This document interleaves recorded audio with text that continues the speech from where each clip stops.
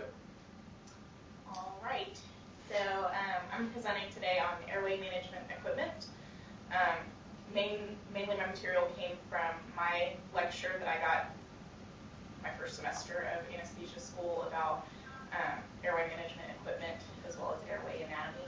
And then your anesthesia tech manual study guide. So I know Brad talked to you about anatomy a couple weeks ago, but I just wanted to... That was one of our lost videos. So. Okay, well good, then this will be a new video. But this will be just a quick review from that, just concerning upper airway anatomy. So obviously with the upper airway you have the nose, mouth, pharynx, and larynx. So the nose, it does. So the nares and nasal passages, nasal turbinates are here. The hard palate, soft palate, oral cavity are all part of the mouth. And then the pharynx is actually divided into the nasopharynx behind the nose, oropharynx, and then the hypopharynx, which is down here. It's not labeled here. And then your larynx is further down, and this is all part of the upper airway anatomy. The larynx is the very first part of the trachea. The purpose of the upper airway is to heat, humidify, and filter. That got cut off a little bit there, I'm sorry.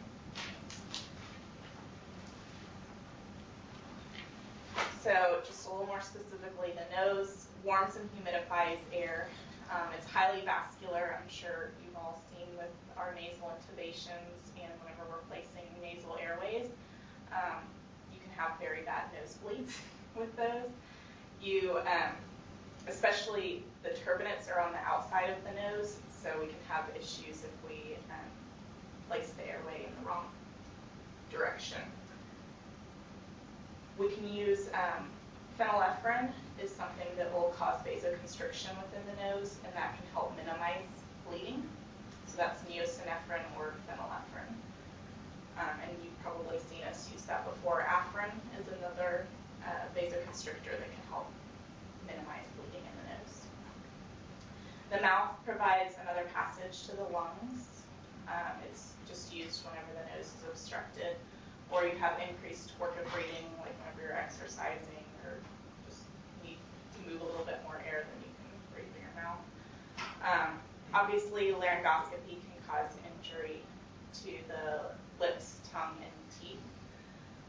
The teeth are the most litigated anesthesia complication.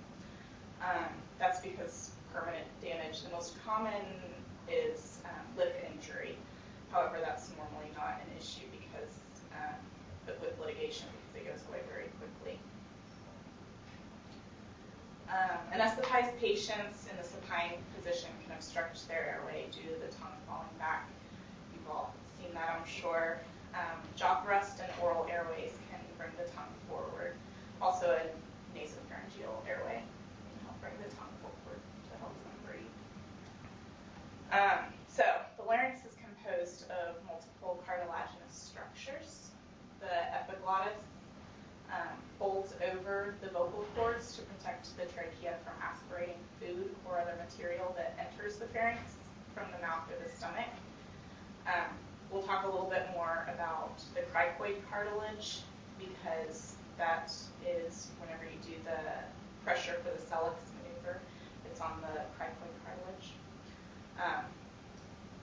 You have the arytenoid cartilages, thyroid cartilages, and then the thyroid cartilage is what's the Adam's apple, the most prominent area on the neck. The esophagus travels posterior to the cricoid cartilage. So if you cause direct posterior pressure to the cricoid cartilage, it can include the esophagus.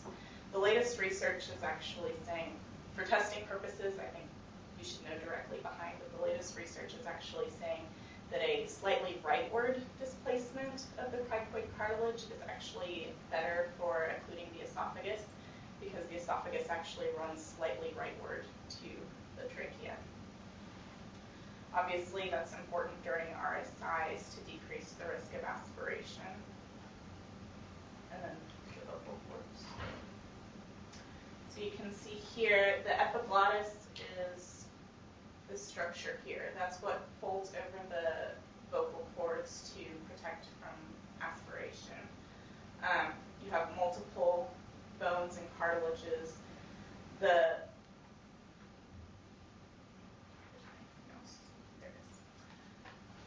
cricothyroid ligament becomes important whenever we talk about the cricothyrotomies in the emergency airway section. And then again, I talked about the thyroid cartilage is your most prominent, and that's here. That's your Adam's apple. It's pretty easy to see in men, but not as easy in women sometimes. And then the cricoid cartilage here is what you use for the Selleck paper during RSIs. So the trachea is a round tissue structure supported by cartilage that extends from the larynx to the main bronchi. It's composed of 16 to 20 cartilaginous C-shaped rings. So the C shape allows the esophagus to move behind and not be obstructed. That's why it's important to know the cricoid cartilage, because the cricoid cartilage is the only non-C-shaped. It's a full circle. So that's the only one that you can compress to prevent aspiration, hopefully, with the esophagus. Highly sensitive nerve supply. You've all seen us intubate patients that are a little bit light, and then they'll have coughing and bucking. An endotracheal tube positioned too deeply, it can irritate the carina. The carina is the bottom of the trachea where it separates into the right and left lungs. So that's where it separates into the two main bronchi. Usually, whenever we intubate too far, it'll go down to the right side, because with the airway anatomy, the lungs, the right bronchi is a little bit more straight down than the left. So that's why we usually are right mainstem whenever we intubate and go too far. We'll also talk about during one lung ventilation why we prefer to go off to the left with our double ligament tubes.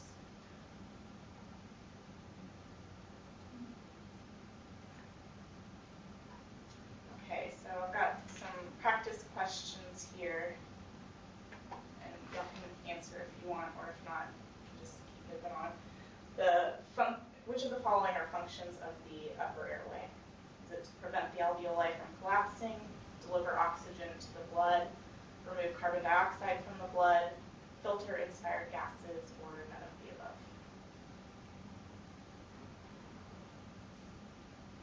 So the upper airway is to heat, humidify, and filter gases coming into the body. So the nose and the mouth are part of the upper airway that play a role in filtering inspired gases. Oxygenation of blood and removal of carbon dioxide occur in the alveoli that are part of the lower airway. And Jeff, you don't have a copy of these questions, but if you want, I can send those to you so you have a They are in the book. The there. questions for the book. Yeah. Okay.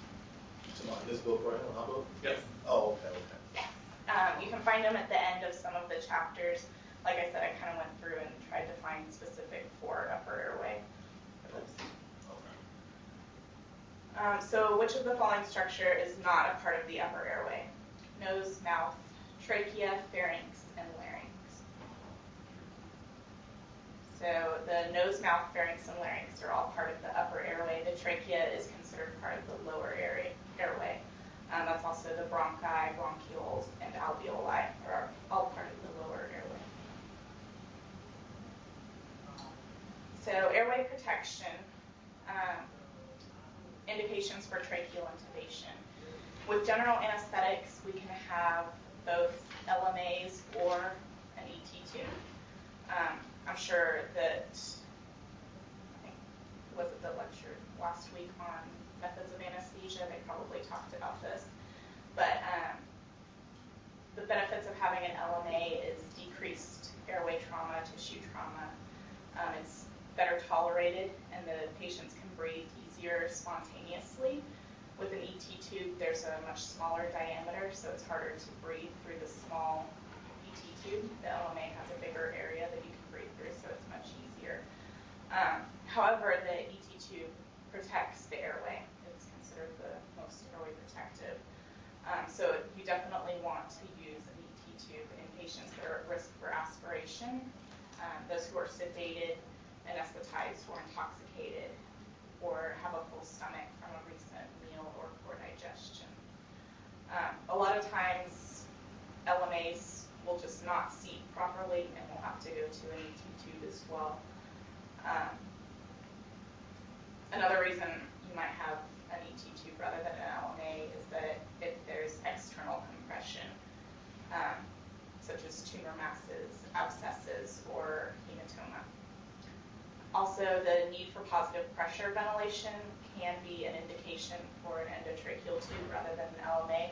There are LMAs that you can provide positive pressure ventilation through, but not all of them you can, and you typically have to avoid low pressure. So if you need higher pressures in order to ventilate someone, then the LMA is not going to be possible for that. You have to have an ET tube.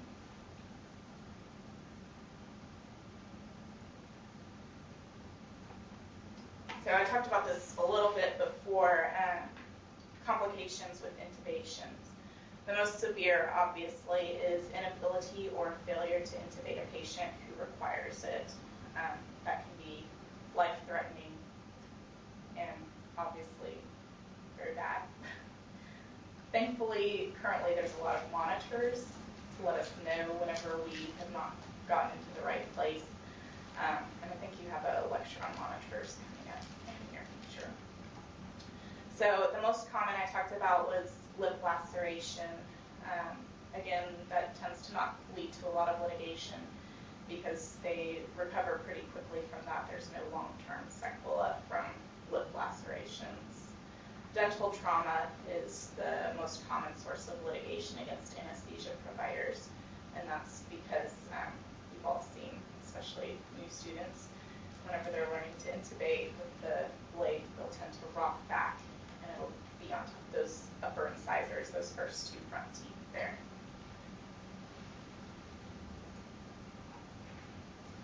So you can have vocal cord or vocal cord nerve injury. This can result in temporary or permanent voice problems.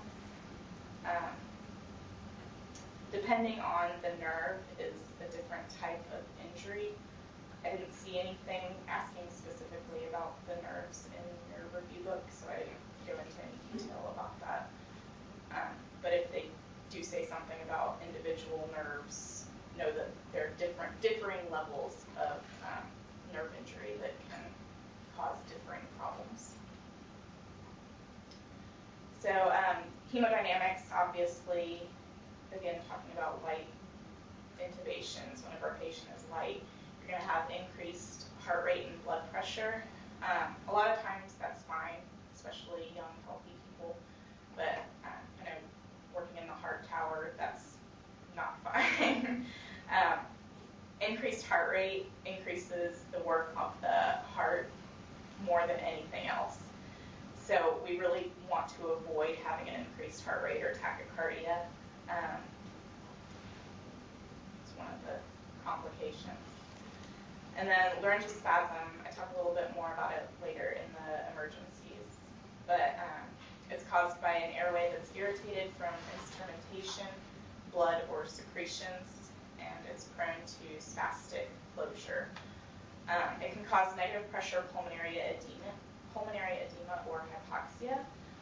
You really only see negative pressure pulmonary edema for really bad laryngospasms, and it tends to be in men that are very muscular and have a lot of ability to pull. So whenever the vocal cords are closed and the patient is trying to breathe against those closed vocal cords, then the negative pressure that's created in the lungs can pull in fluid from outside of the lungs. And that's what causes that negative pressure pulmonary edema. And that's why men who are really big and strong, they have more muscle mass to be able to pull. that negative pressure and pull that fluid in. Hypoxia, obviously, if the vocal cords are closed, we're not getting any air or oxygen into the patient. So depending on how long the laryngospasm lasts, then they can have hypoxia. Most common, you'll be able to break it with just positive pressure, simple positive pressure. There's also a spot back here on the back of the jaw. It's called the laryngospasm notch. And if you provide pressure on that notch, a lot of times you can break a spasm. Also deepening the anesthetic. A lot of times you'll see the anesthetist give propofol to deepen the anesthetic because what causes it is the airway that's being irritated with light anesthesia. So if you can deepen the anesthetic, a lot of times that will break the laryngospasm.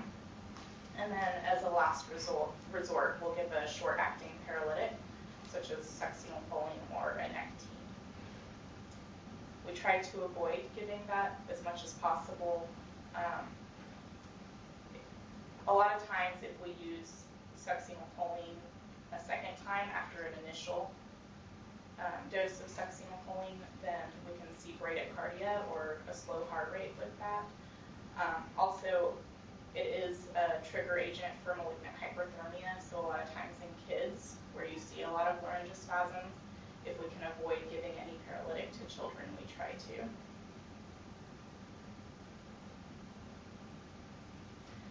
So, predicting difficulty. I was a little bit surprised to see this in your review books, but difficulty with bag mask ventilation, some risk factors for that are obesity, older age, the presence of a beard, lack of teeth, history of neck radiation, so cancer in the neck, a high Malapati classification score, and a history of obstructive sleep apnea. Predicting difficulty with intubation, a high Malapati score, again, the small mouth opening, small distance from the thyroid cartilage to the chin. So sometimes you'll see us assessing an airway and we'll ask the patient to tilt their head back and we'll feel between here to make sure that they have enough of a distance there. Inability to protrude the jaw forward. So that's inability to cause an underbite, which looks like that. That can be a predictor of difficult intubation. Neck mass and then a large neck circumference. So a lot of the same predictors of a difficult back mass ventilation will predict a difficult intubation. The strongest predictor of a difficult intubation is a history of having a difficult intubation. And I know, I'm not sure if All Care is one of them, but a lot of anesthesia companies will send out a letter to patients whenever they've been difficult to intubate so that they can then inform their anesthesia provider anywhere in the future. So the Malapati classifications, this was in your book there. You can see with class 1, you can see a lot of people will joke that you can see the esophagus with class 1. You see everything, the soft palate, the tonsillar fauces, which is down here, the tonsillar pillars, which is higher up on the fauces, uvula, and then soft palate is back here. Class 2 is the same, except you do not see the pillars. In this one, they just show the tips of the pillars. Class 3, you just see the very base of the uvula. And then class 4, you see nothing except the soft palate and hard palate. Soft palate is behind the hard palate, so soft palate is here. Hard palate is up here, closer to the teeth. So induction, 100% O2 via face mask, or you can have 3 minutes of normal tidal breathing, or 5 vital capacity breaths. So a lot of times we don't really pre-oxygenate for the full 3 minutes. We'll have it on there for 30 seconds, 40 seconds, and then we'll ask them to take big breaths as deep as they can to get those vital capacity breaths. oxygen replaces nitrogen in the functional residual capacity of the lungs to create an oxygen reserve. So the functional residual capacity is the amount of volume in the lungs that's left over after just normal breathing. So me just breathing normally right now is called tidal volume. And then what's left over in my lungs after I exhale all of my air for my normal tidal breath, then that's considered the functional residual capacity. So by taking away all of the nitrogen in that functional residual capacity, we have more of a reserve for oxygen, so it gives us a little bit more time with intubation before we have desaturation. Patients prone to desaturation, infancy, children, babies are much more quick to desaturate. The obese, they have a smaller functional residual capacity, so whenever they breathe, there's less volume left over after their normal breath. So because that's smaller, they tend to desaturate quicker. Pregnancy, the same, they have a smaller functional residual capacity. And then people that have poor baseline lung gas exchange.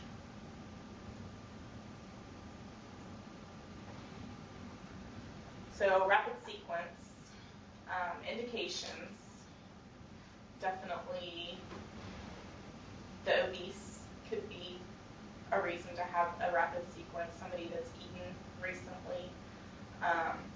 Diabetes is a reason for a rapid sequence a lot of times because diabetics tend to have slower gastric emptying, and whenever you have slower gastric emptying, even if they've been NPO for the allotted 8 hours that they're supposed to be, they could still have some residual food in their stomach. The goal is to rapidly intubate the trachea and avoid bag mask ventilation, which pushes oxygen to the stomach and increases the chance of regurgitation. So whenever we are ventilating a patient with the mask, a lot of times if we don't have a great upward motion with the jaw, we can force air into the stomach.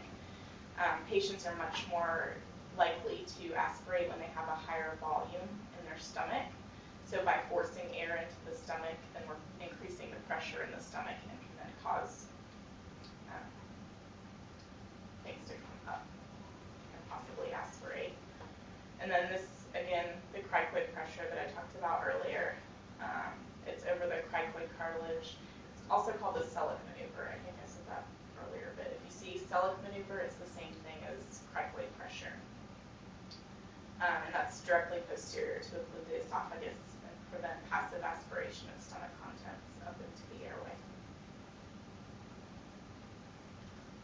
So the indications for tracheal intubation include all of the following except a full stomach, external compression from a mass or bleeding, inadequate spontaneous ventilation, or general anesthesia for prolonged surgical procedures.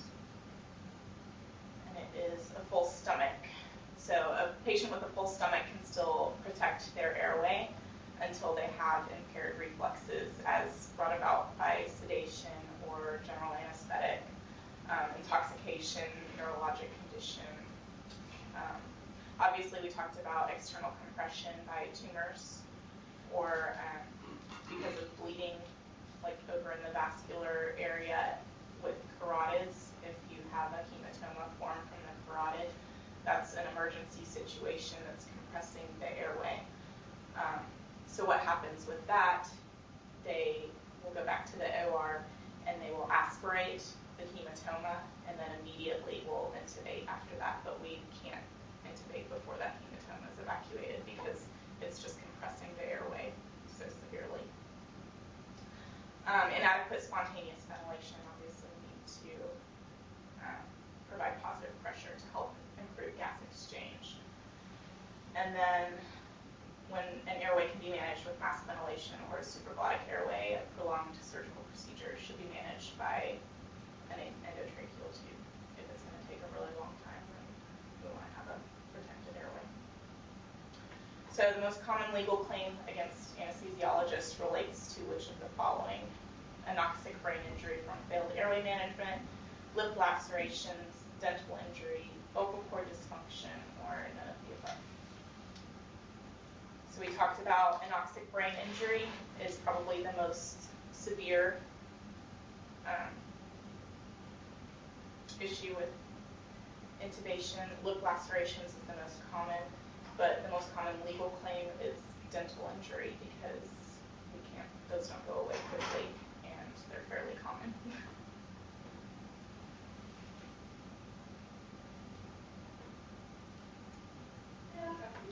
So the purpose of pre-oxygenation is to remove nitrogen from the lungs, to improve baseline oxygen saturation, to create a reservoir of oxygen in the lungs for consumption during apnea, to demonstrate adequate mask seal and return of end-tidal CO2.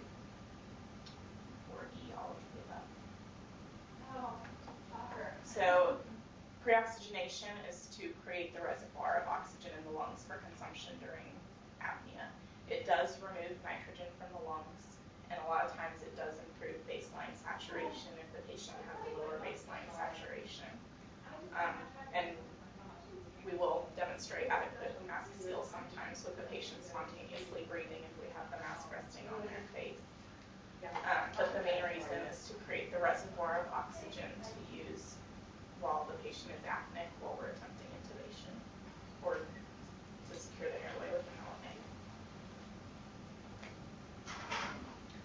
So laryngospasm may be avoided or treated by all of the following except deep extubation, applying positive pressure ventilation via mask, administration of a paralytic drug, adequate suctioning of secretions in the pharynx, or none of the above. So laryngospasm may be avoided or treated by all of the following except deep extubation. So deep extubation can reduce the incidence of coughing. However, it does not prevent laryngospasm. A lot of times we'll think that our patients are deep enough for an extubation, and they will be, and they'll be fine. But then as they start waking up, they will lighten, and then they will laryngospasm because they've finally gotten light enough that whatever it is back there that's irritating them can irritate them because their reflexes are back. So, airway equipment, the bulk of this presentation. The mask, obviously what we use to pre-oxygenate during induction, provides an airtight seal. And in the past they were typically just black plastic, but now they're clear so that we can observe for exhaled gas. Remember that the upper airway heats, humidifies, and filters air. Well, that humidity, whenever it comes back out, causes a little condensation on the mask there, so we can see that we're providing a good ventilation for the patient with the mask. Oral airways are used to hold the tongue away from the posterior wall of the pharynx. A big difference between oral airways and nasal airways, besides where they're placed, obviously, is that with oral airways, patients must be breathing spontaneously, and they must have no airway reflexes. Oral airways are very stimulating and very irritating to the airway, so if they have protective airway reflexes, then they're not going to tolerate having that oral airway. Nasal airways can be used for a semi-anesthetized patient with their gag reflexes present. So it also lifts the tongue back off of the hypopharynx, but it's a little bit more tolerated because it's softer.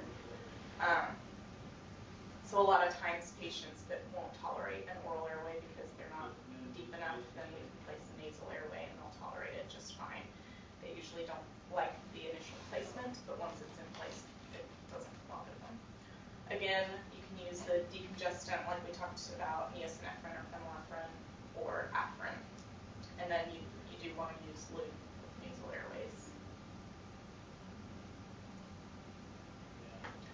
So passive O2 delivery devices, nasal cannula is the easiest. Flow is going to be anywhere from 2 to 6 liters per minute, and it can deliver a maximum of 44% oxygen. Depending on how much flow you're delivering, you'll go up with how much oxygen but because the patient's also breathing room air at the same time, then you can never get close to 100%. Some have adapters to connect to the circuit.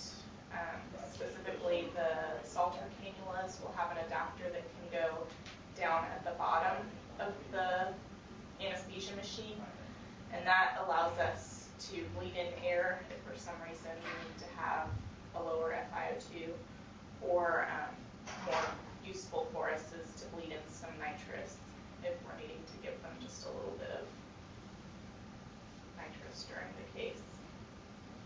Face masks. So here at Mission, we have just the regular face mask that you can convert from either a simple face mask to a non-rebreather. Depending on what you want, you can use that mask in the same ways. You just have to add on the bag, makes it the non-rebreather. So if you just see the patient without the bag, that's a simple face mask. If you see the patient with the bag, then that's a non-rebreather. Either way, you've got to have at least 6 to 12 liters of flow. With the simple face mask, the holes in the mask are pulling air from around the patient in, so you can deliver 28 to 50% oxygen, so it's just a little bit higher than nasal cannula. With the non-rebreather, because that bag is there, the bag fills with oxygen coming from the wall, so it's 100% oxygen. So the patient is getting more oxygen to their face at any time, so you can have up to 70% oxygen delivery with that. Your book also talked about the Venturi mask, which you're not really going to see unless you have a patient coming from the floor that has this. We don't really use it in the OR, but it has a special adapter on it that entrains air to where you can more accurately set O2 delivery. So rather than having this range of 28 to 50%, you're going to have a range of more 55 to 65%, depending on how you set that. But again, you shouldn't see that very often. I would just know that you can more accurately set the oxygen delivery percentage. So supraglottic airways, obviously the LMA is going to be the most common of what we see. This information is common to all supraglottic airways. That includes there's a combi tube, the laryngeal mask airway, there's also a laryngeal airway, and then there's a couple of other schemes too. There's another one. But this information applies to all of them. They're all inserted blindly. They have a pharyngeal balloon or cuff to secure the pharynx. So remember, it's nose, mouth, pharynx, larynx. So it goes in the back of the throat. The trachea is not secured, so there is an aspiration risk. It's intended for semi-conscious, unconscious, or anesthetized patients. It does have a role in the typical airway algorithm, which we'll talk about in a little bit. And then single versus multi-use. The Supreme and just went out of my head, the other one. They're single use. The flexible LMAs are multi-use. Even for the multi-use, the max is 30 to 50 uses. So benefits, possibly reduced trauma during placement, definitely less hemodynamically stimulating, and then you avoid the need for muscle relaxation or paralytics.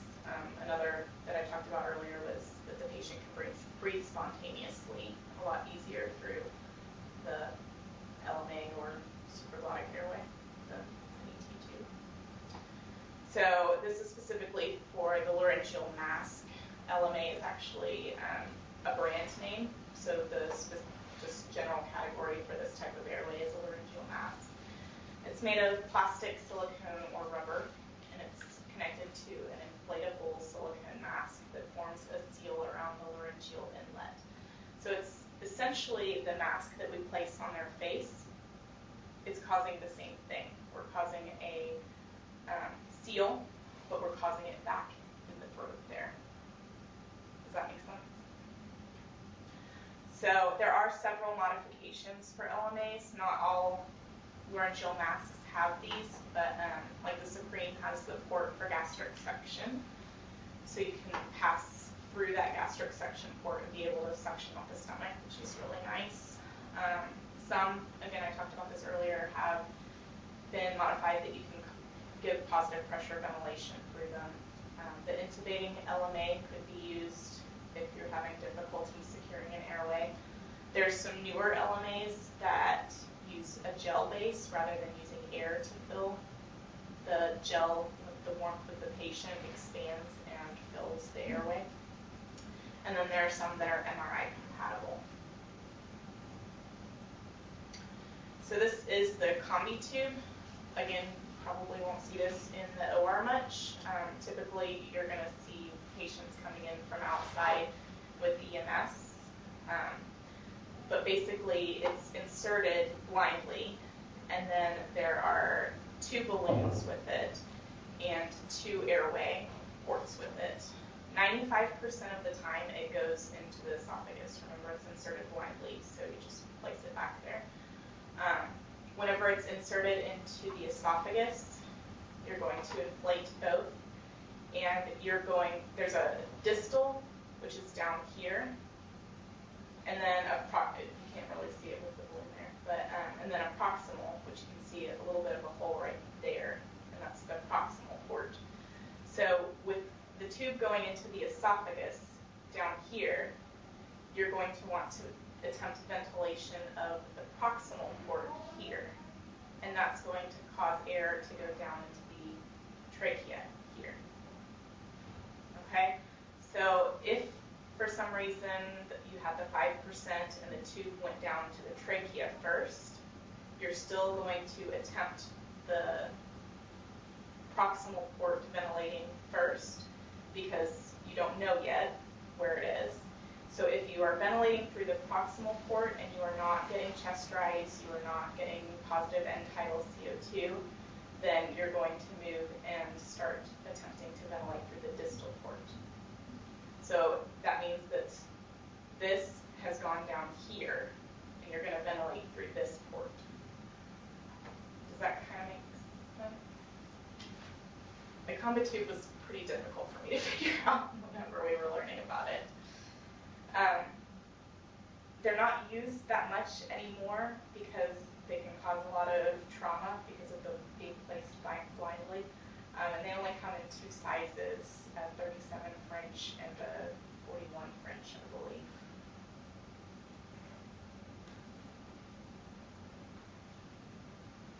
So endotracheal tubes, they're made of PVC. They're designed to take a high volume of air and cause low pressure on the trachea. We want to have a higher volume with low pressure because if there's increased pressure on the trachea, you can have tracheal necrosis. Confirmed placement with positive end-tidal CO2. You'll have breath sounds equal bilaterally, gas analyzer, colorimetric device, and then a bronchoscopy will also confirm placement. So I put in the table from your book about sizes for ET tubes. The heart tower, we use a lot larger sizes, obviously. This is weight-based here for adults, but I'm sure y'all know we use typically a size 7 for females, 7.5 for males, unless for some reason they're very morbidly obese and we think we're going to have a difficult time ventilating them, then we may go up in size. For pediatrics, the chart here is nice, but it's easy if you just memorize this formula. You can figure out really quickly what size tube you're going to need for a child. It's age divided by 4 plus 4. So like an 8-year-old would be 8 divided by 4, so 2, plus 4 would be 6. So 8, 6. And that way you don't have to memorize a chart here. You have just a formula. You can figure it out really quickly. Also with kids, an easy, quick way is to look at their pinky finger. If you look at their pinky finger and look at the diameter of the pinky finger and compare it to the ET tube, a lot of times the diameter of their pinky finger is about the diameter of the ET tube you're going to use in the child. But that's not going to be on your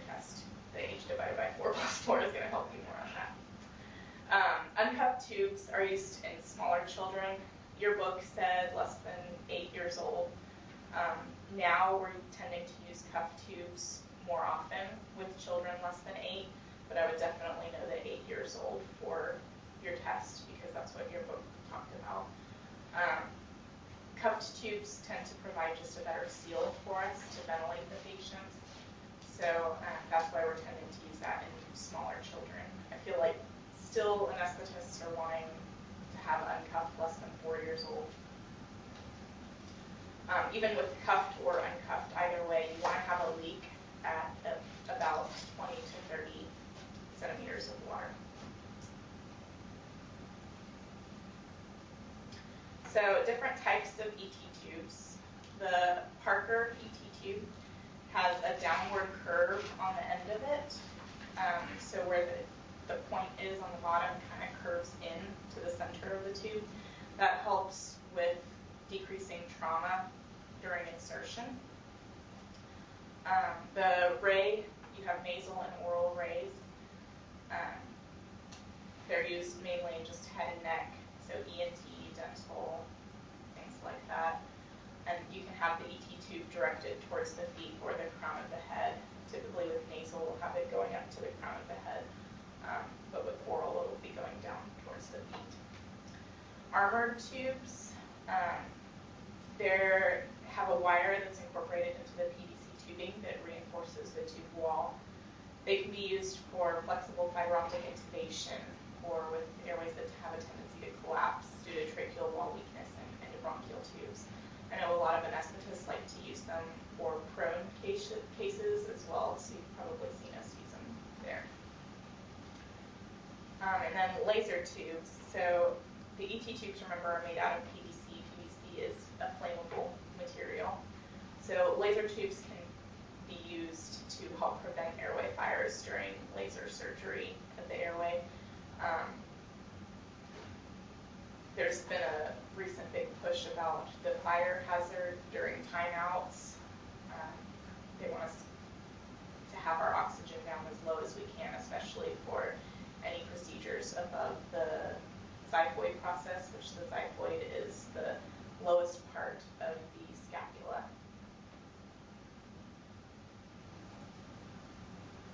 So, double lumen ET tubes.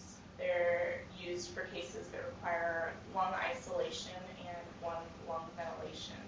So this could be, obviously, lung surgeries, lung resections, where we're taking a part of the lung.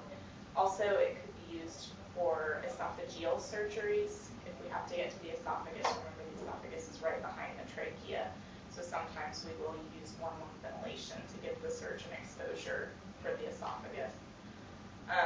Typical sizing, male is 37 French, female is 35 French. Both lungs can be ventilated with the double lumen ET tube, or you can ventilate each lung differently. So sometimes if we have the lung down, then we'll be having an issue delivering enough oxygen to the patient. We won't be ventilating them enough. So what we can do is provide regular positive pressure ventilation to one lung and then provide continuous positive airway pressure to the other lung. So that's CPAP. We'll require a second device be brought into the room for that. And whenever we provide that CPAP, we're putting just a little bit of oxygen into that down lung. So we're able to have a little bit of gas exchange in that down lung, and that can assist us if we're having difficulty oxygenating the patient. So with placement, you place the distal tip anteriorly whenever you go into the mouth. And then whenever you get the tube into the trachea, you're going to rotate so that the distal end of the tube will go into the desired bronchus. So typically, we go to the right. I talked about that earlier. It's a little bit of a straighter shot. However, with a double lumen tube, we really don't want to go to the right. We want to go to the left. The reason for this is that the right lung, the bronchi, the way they split in the right side, it splits off a little bit quicker. So there's 3 parts of the right lung, and whenever we go to the right, it splits into those 3 parts faster.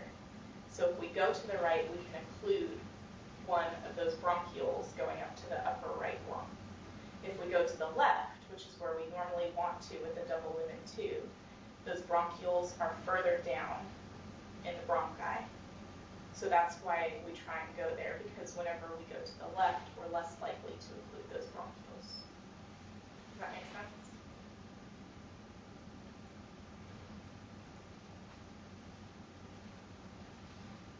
So, equipment needed for a double lumen tube, obviously the tube, whether you're getting a right or a left-sided tube.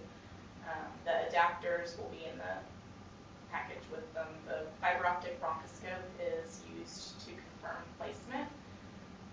You're going to want a clamp so that we can take down the lung, lubricant, and syringe. Like I talked about earlier, the possible CPAP device if we need to put that on the down lung to give us a little bit more oxygen. And then maybe a tube exchanger, as they're frequently changed for single lumen tubes at the end of the case. Here we typically try to take them out. Sometimes that doesn't happen and we do have to exchange it for a single lumen, but we really try and extubate the patients with one here. So different adapters for circuits. You can have a bronchoscope endotracheal adapter. These are for surgeons doing bronchoscopies. It's basically a little ending on the tube that has a smaller hole that you can insert the bronchoscope in, and it's a pretty tight fit for that bronchoscope, so we can still deliver positive pressure ventilation to the patient with the bronchoscope. The extenders are just the little accordion extenders that give a little bit of extra length to the endotracheal tube. And then heat and moisture exchange adapters, we've started using those more here. They're placed between the elbow and endotracheal tube and the airway. And it allows for the retention of warmth and humidity for the patient during ventilation.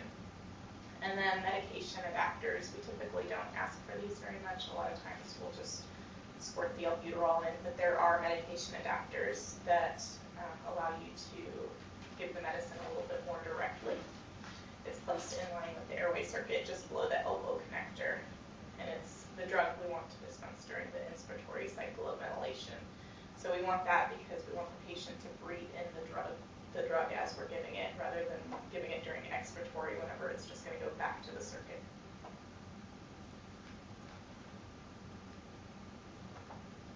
So direct laryngoscopy, y'all have probably seen these used quite a bit with the glide scope.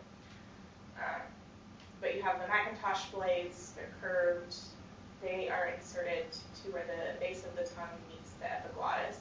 So they're actually inserted right into this area right here. That's called the vallecula as well. The Miller blade is the straight blade and it lifts the epiglottis directly. So with the Miller blade, we're going right under here. So Mac blade here, Miller is here.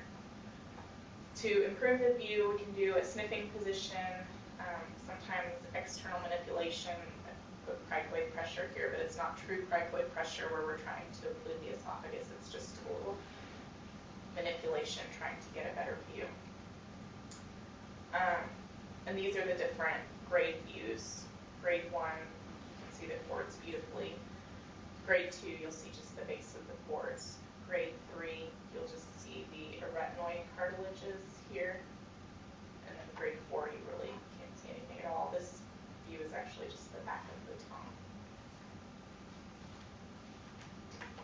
So rigid video laryngoscope. This is the glide scope. There's other things out there, the CMAC, McGrath, things like that. They provide a real-time image to inspect the upper airway and facilitate intubation.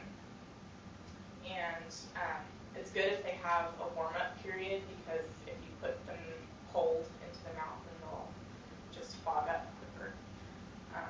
The glide scope isn't as bad for that. The McGrath that I've used is never get a good. Dr. Robert Creature, 4331. Dr. Robert Pritchard 4331. A lot of times we'll use them if we anticipate a difficult airway, also for limited neck extension. If we have upper airway obstructions or craniofacial abnormalities. And then we'll be calling you for it fairly panicked if it's an unanticipated difficult airway. So the flexible fiber optic bronchoscope, that's what's used to confirm placement for a double lumen tube. It's a small bronchoscope. It's traditionally the gold standard for management of the anticipated difficult airway. It's a steerable device that flexes and extends by using a thumb control near the eyepiece. And then there's usually a separate channel that you can instill local anesthetic or oxygen to the distal tip. Also serves as a suction port to clear secretions. It can be used for awake or asleep intubations. Lighted stylets, I don't know if y'all have seen us use those. They're not as popular nowadays because of LiveScope and everything, but they're actually pretty cool. They are used in a dark room, and there's a bright light on the tip of it, and if you insert and the light is diffuse, it's in the esophagus, because remember the esophagus is behind the trachea, so it's got further to go to the neck. So it's going to look like just a light all across the neck there. But if you insert it and it's a very thin pinpoint dot on the neck there, then you're in the trachea. So it's pretty nice. The bougie is the long thin device, slight bend, can help with placement through the vocal cord. It's a bit more malleable, able to bend than the ET tube. So that's why it can be easier for us to get it into the trachea. Obviously the tube's fit over the bougie. Tube exchanger is used to exchange an existing endotracheal tube. One patient for another talked about it with the double lumens to switch out to single lumens. It was kind of funny, whenever I was making this, I was looking at my PowerPoint from whenever I was my first semester learning about airway equipment, and there were so many pictures in it, and I was like, oh, that's a good picture, that's a good picture. I'm like, they don't want to see a picture of a tube exchanger. They know what that is. Me, when I was learning, it was very exciting, but y'all don't really care about that now.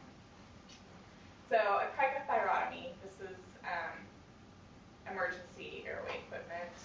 It is used pretty much exclusively in an emergency, cannot intubate, cannot ventilate situation. The quickest is just an angiocath IV catheter.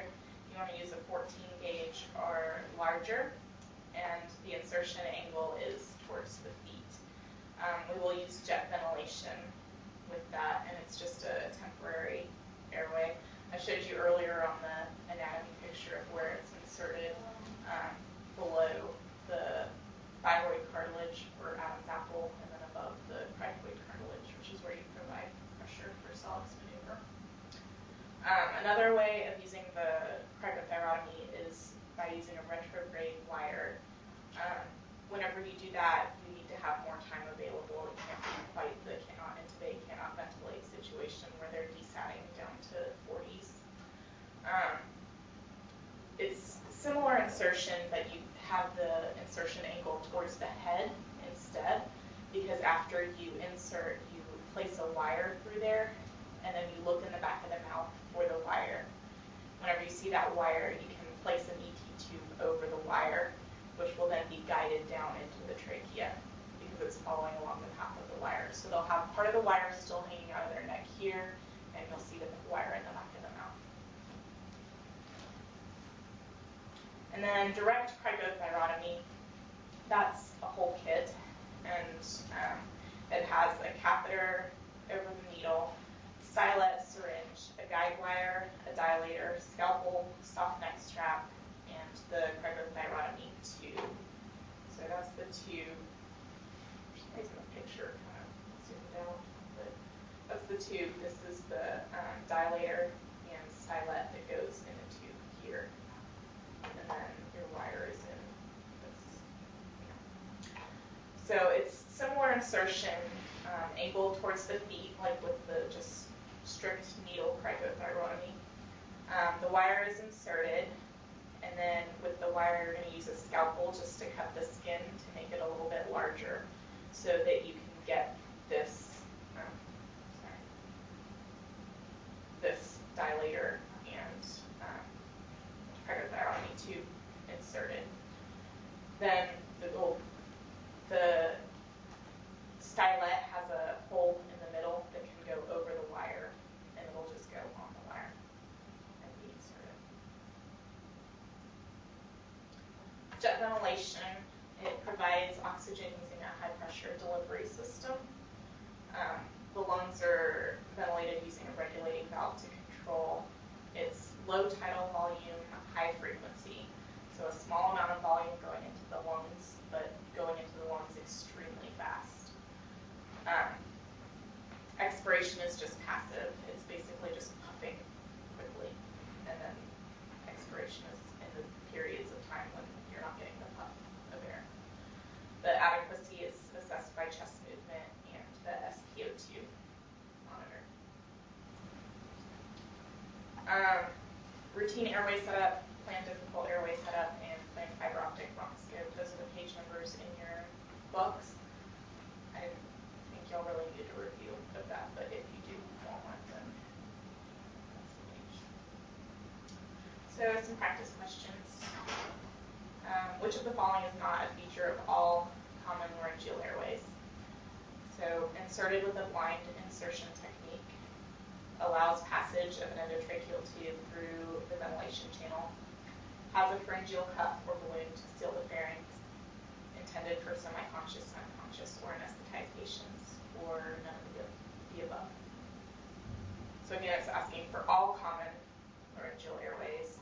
Remember that some of them allow for passage of an endotracheal tube through the ventilation channel, but not all of them. So some laryngeal airways have the following features: a channel for suctioning gastric contents, a gel-based cuff that is not inflated with air for sealing the pharynx. They allow for positive pressure ventilation, are MRI compatible, or E, all of the above. And some laryngeal airways are all of the above.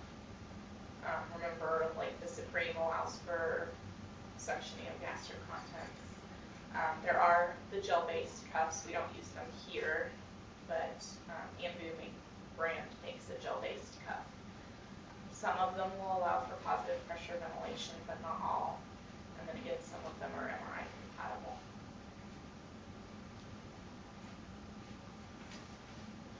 So which of the following statements are true about endotracheal tubes? All endotracheal tubes have a cuff that can be inflated to create a seal.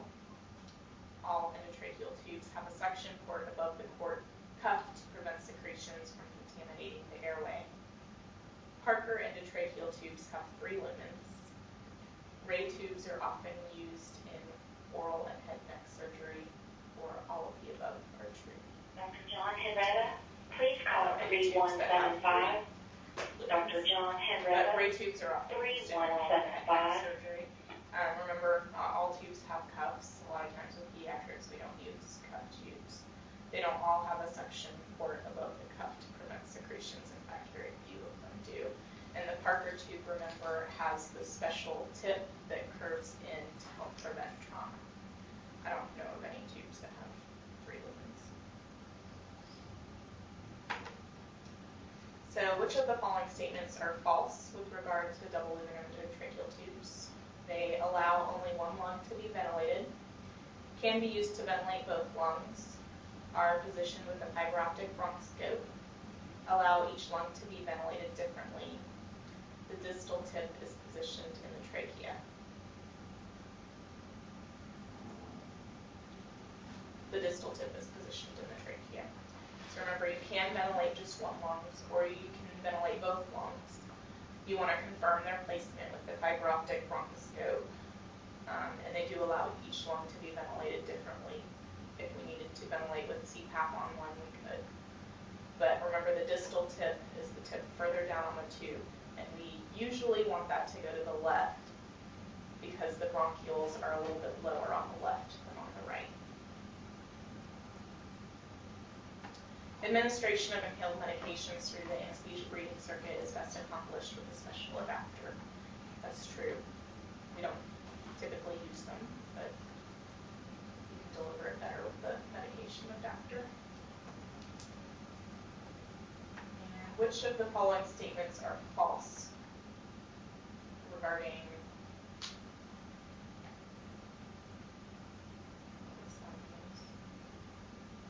I don't remember what I made anymore.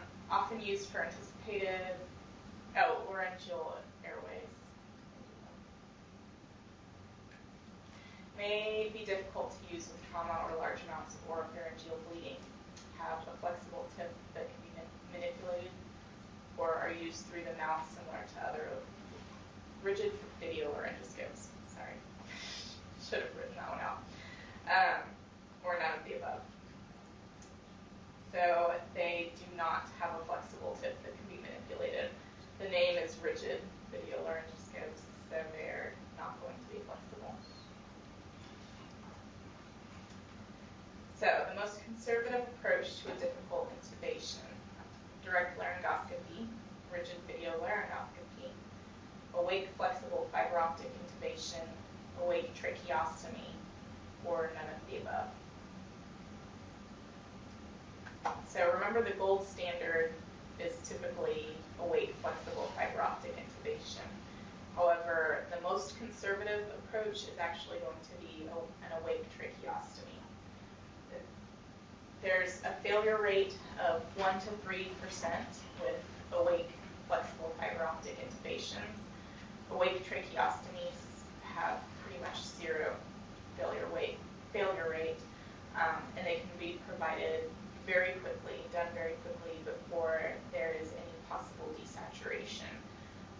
Fiber optic intubations can take time, can suffer hypoxia, aspiration, and laryngospasm during performance of the flexible fiber optic.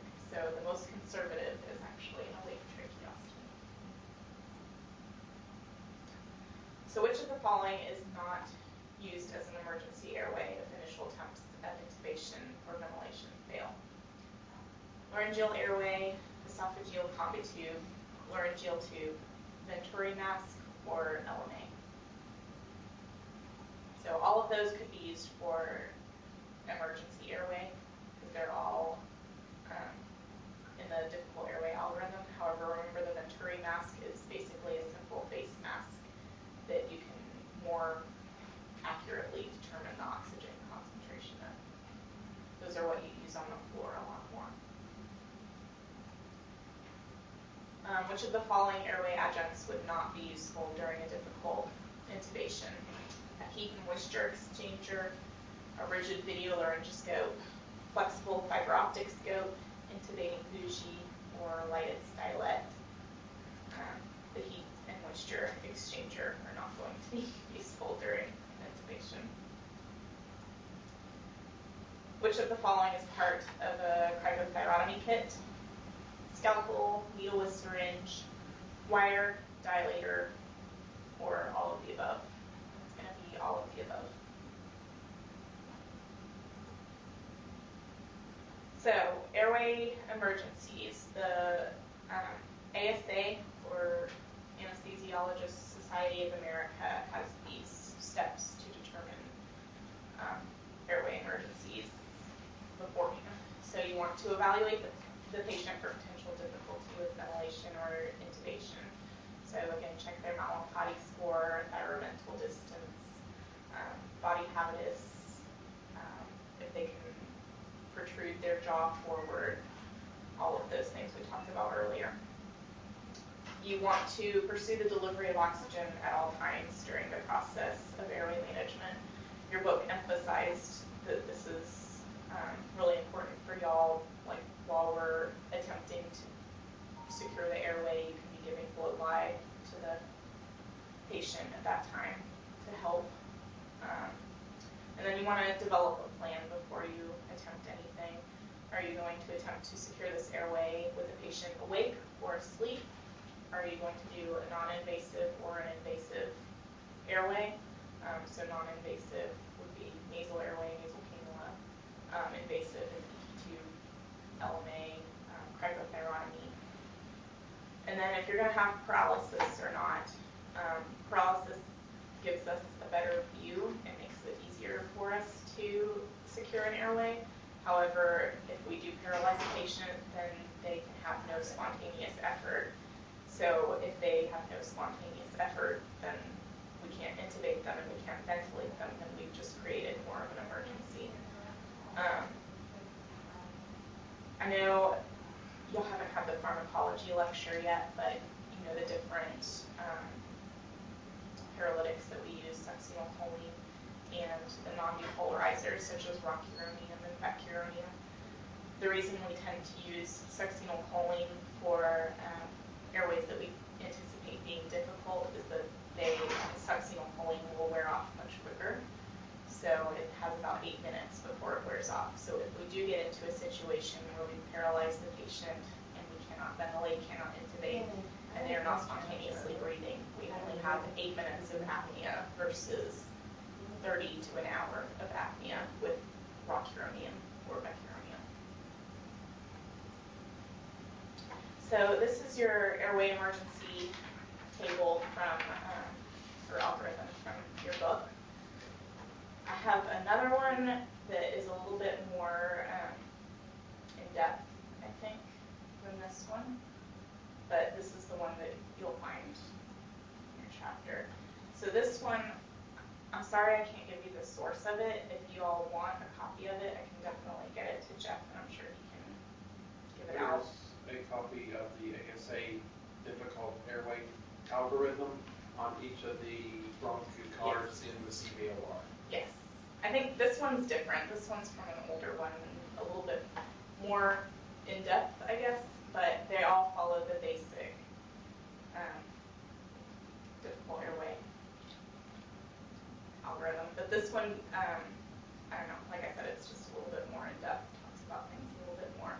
So obviously, if you anticipate a difficult airway, you're going to do everything as best you can to facilitate your intubation. If you're not anticipating a difficult airway, you're still going to do proper positioning, pre-oxygenate, and induce general anesthetic.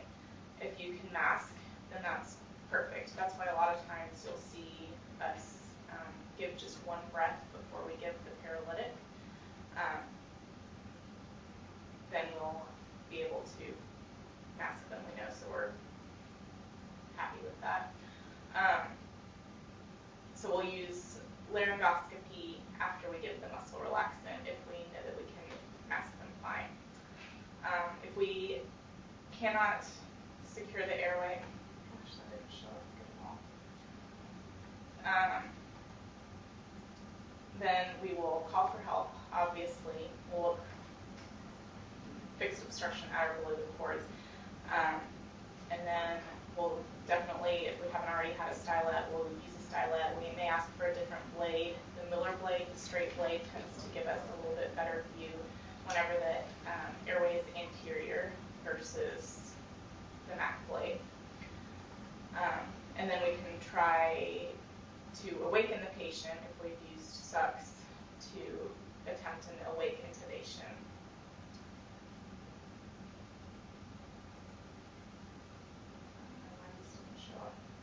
Good. But, these last two boxes talk about emergency airways with kids. And I, again, can try and get that sent out to you if y'all want that.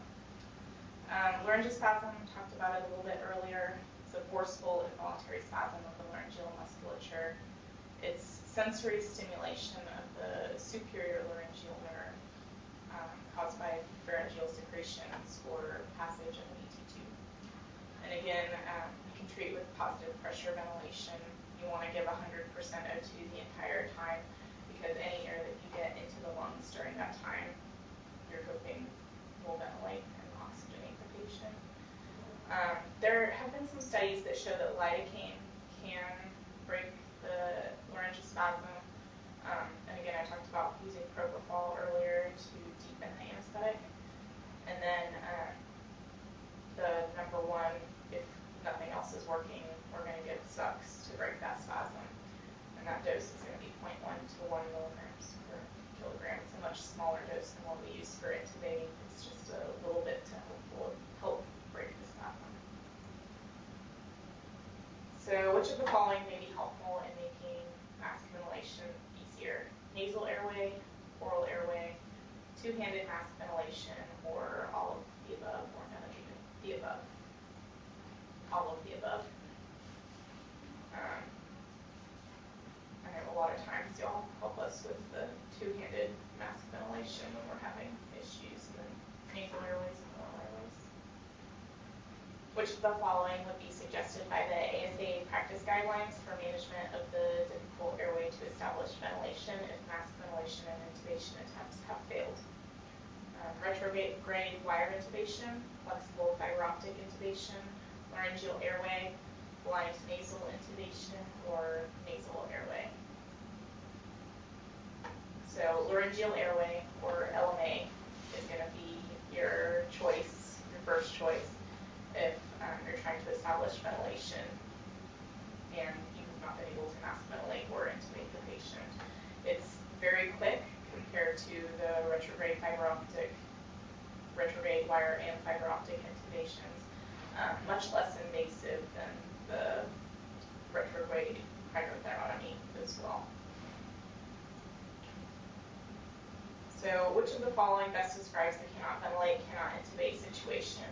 It is a true emergency and will rapidly lead to death without intervention within a few minutes. It is a situation that is urgent and needs some sort of intervention over the next 15 to 20 minutes. It is a stable situation that can be treated as time allows, or none of the above.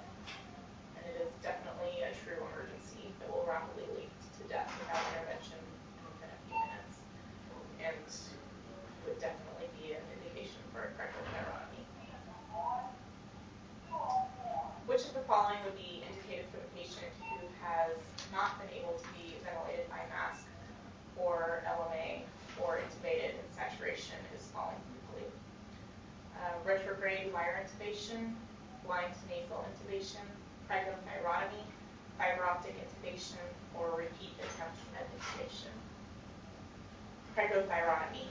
So you cannot ventilate and you cannot intubate. It's a true emergency. Which of the following is true about emergency cricothyrotomy? Bleeding can be minimized by staying in the midline. It requires a special kit such as the Melker emergency cric kit. A full chlorhexidine prep with scrub for 30 seconds performed to prevent infection. Uncuffed tubes are preferred as they slip in more easily. And an anesthesiologist should never perform a cricothyrotomy, only a surgeon. So bleeding can be minimized by staying midline. It does not require a special kit. You can do it with just an angiocath if that's what you have and you need it. You don't need to do a full chlorhexidine prep because it's an emergency situation. You want to get an airway established as quick as you can. Uncuffed tubes are preferred as they slip in more easily. You don't use a typical ET tube for a cricothyrotomy. You can use just the angiocath, or you would use a cricothyrotomy tube, which is uncuffed, but it's not the same as a regular ET tube. And then an anesthesiologist should never perform a cric, only a surgeon. There are surgical cricothyrotomies, however, the anesthetist can perform a cric if needed. And that's that.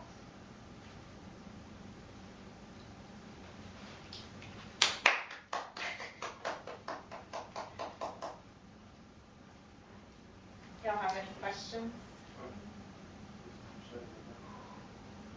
I nodded a few times, I'm sorry. It's hard. Last week. Well, thank you for everything, though. Oh yeah, I hope it's helpful. Yeah, it's like reading it. Looking in, it's like hieroglyphics a little bit. Yeah. Gotta go back to the caveman days and figure it out.